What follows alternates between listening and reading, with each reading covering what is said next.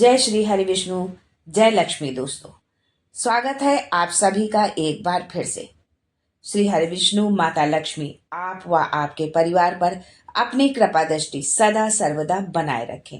दोस्तों, यदि आप अपनी लाइफ में नया कुछ सीखना चाहते हैं तो चैनल को सब्सक्राइब जरूर करिएगा। हिंदू धर्म में एकादशी तिथि को बहुत महत्वपूर्ण माना गया है। ये तिथि श्री हरि विष्णु जी को और माता लक्ष्मी को समर्पित है। मार्गशीर्ष मास के कृष्ण पक्ष की एकादशी तिथि को उत्पन्ना एकादशी कहा जाता है। इस दिन श्री हरि विष्णु जी के साथ में माता लक्ष्मी की पूजा की जाती है। इस साल उत्पन्ना एकादशी का व्रत कब रखा जाएगा, इस बात को लेकर बहुत कंफ्यूजन है। जीवन के दुखों को दूर करने के लिए उत्पन्ना एकादशी का व्रत किया जाता है। इस दिन दान करने से जातक को अन्न धन की कभी कमी नहीं होती है। धार्मिक मान्यता के अनुसार उत्पन्ना एकादशी के दिन ही एकादशी माता प्रकट हुई थी, इसलिए इस एकादशी का नाम उत्पन्ना एकादशी पड़ा। यदि आप एकादशी व्रत की शुरुआत करना चाहते हैं तो उत्पन्ना एकादशी से व्रत की शुरुआत करना सर्वश्रेष्ठ है। साल 2024 में इस तिथि की शुरुआत 26 नवंबर की सुबह 1:01 यानी कि 25 नवंबर की देर रात्रि पर होगी और वहीं इसका समापन 27 नवंबर की देर सुबह 3:47 यानी कि 26 नवंबर की देर रात पर होगा। यानी उदया तिथि के अनुसार एकादशी तिथि 26 नवंबर को ही होगी, इसलिए एकादशी का व्रत 26 नवंबर को ही रखा जाएगा। दोस्तों, हिंदू धर्म में सभी तिथियों में एकादशी तिथि को बहुत सर्वश्रेष्ठ माना गया है। एकादशी तिथि भगवान विष्णु श्री हरि को समर्पित होता है। इस दिन आप जो भी जप तप ध्यान योग जो भी आप करते हैं उसका विशेष महत्व होता है और उसका विशेष लाभ भी मिलता है। शास्त्रों में बताया गया है कि एकादशी का व्रत करने से सांसारिक जीवन की सभी समस्याओं से मुक्ति मिलती है और व्यक्ति जन्म मृत्यु के बंधन से मुक्त हो जाता है और अंत में वैकुंठ धाम को प्राप्त करता है। धर्म ग्रंथों में भी उल्लेखित है कि इस पुण्य तिथि पर कुछ ऐसे कार्य हैं जिसको वर्जित बताया गया है। यदि आप वर्जित कार्यों को करते हैं तो जीवन में कई तरह की समस्याओं का सामना करना पड़ता है और भगवान विष्णु के कोप का कहर भी आप पर बरस सकता है। तो चलिए जानते हैं आज के इस वीडियो में कि कौन से कार्य एकादशी के दिन नहीं करने चाहिए। एकादशी के दिन चावल क्यों नहीं खाना चाहिए, इसके पीछे की कथा क्या है, एकादशी व्रत पर क्या खाएं क्या नहीं खाएं। लेकिन ये सब सारी चीजें हमें जानने के लिए आपसे रिक्वेस्ट करती हूँ कि वीडियो को लाइक करिएगा, दोस्तों को शेयर कर दीजिएगा और अगर आपने अभी तक चैनल को सब्सक्राइब नहीं किया है तो चैनल को सब्सक्राइब करके बेल आइकन जरूर दबाइएगा। दोस्तों, एकादशी से संबंधित आज बहुत सारी जानकारी आपको इस वीडियो में मिलने वाली है, इसलिए वीडियो को लास्ट तक देखें और बिल्कुल भी इसको स्किप ना करें। एकादशी के दिन तुलसी के पत्तों को नहीं तोड़ना चाहिए, इसे शास्त्रों में वर्जित बताया गया है। लेकिन बिना तुलसी के भगवान विष्णु भोग नहीं ग्रहण करते हैं, इसलिए एकादशी कि एक दिन पहले तुलसी तोड़कर रख लें। वहीं द्वादशी के दिन जब आप पारण करें तो तुलसी के पत्ते से ही करें, लेकिन उस दिन भी व्रती को तुलसी का पत्ता नहीं तोड़ना चाहिए।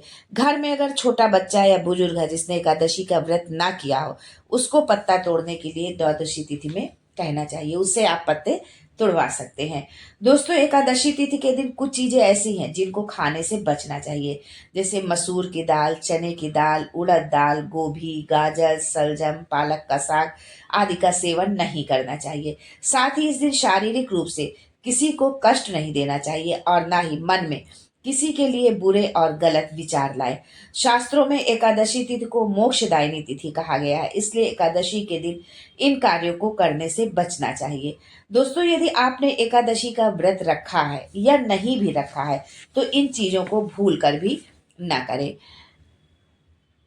कांसे के बर्तन का में आप भोजन न करें, जो है मांस मदिरा एवं तामसी भोजन से बचे आप इनका ना, इसको आप उस दिन आप उपयोग करें इनका, जो है इस दिन पूर्ण रूप से ब्रह्मचर्य का पालन करें। यदि आपने उपवास रखा है तो ब्रह्मचर्य का पालन जो है आपको करना ही करना चाहिए। इस व्रत में नमक, तेल, चावल और किसी भी तरह का अनाज खाना वर्जित होता है। मधु यानी शहद खाना वर्जित होता है। दूसरे का अन्न न ग्रहण करें। एकादशी के दिन क्रोध, बुरे विचार, कलह, वाद विवाद, झूठ बोलने का पूर्ण रूप से त्याग कर दे। एकादशी के दिन ही नहीं, इन कामों को न करने की अपनी आदत आप बना ले। इस दिन पान खाना, दातून करना, दूसरों की निंदा तथा चुगली और पापी मनुष्यों के साथ बातचीत का त्याग करना चाहिए। इस दिन भोजन करना वर्जित है। अगर आपने व्रत रखा है तो फलाहारी करें, और यदि व्रत नहीं भी रखा है तो एक समय ही आप भोजन ग्रहण करें। एकादशी के दिन यथाशक्ति अन्न का दान करें, किंतु स्वयं किसी का दिया हुआ अन्न कदापि न ग्रहण करें। किसी कारणवश यदि आप व्रत नहीं रख सकते हैं तो कोशिश करें कि एकादशी के दिन एक समय ही भोजन करें। इस दिन आप दूध या जल का सेवन कर सकते हैं। एकादशी व्रत में शकरकंद, कुट्टू, आलू, साबूदाना, नारियल, काली मिर्च, सेंधा नमक, दूध, बादाम, अदरक, चीनी आदि पदार्थ खाने में शामिल कर सकते हैं।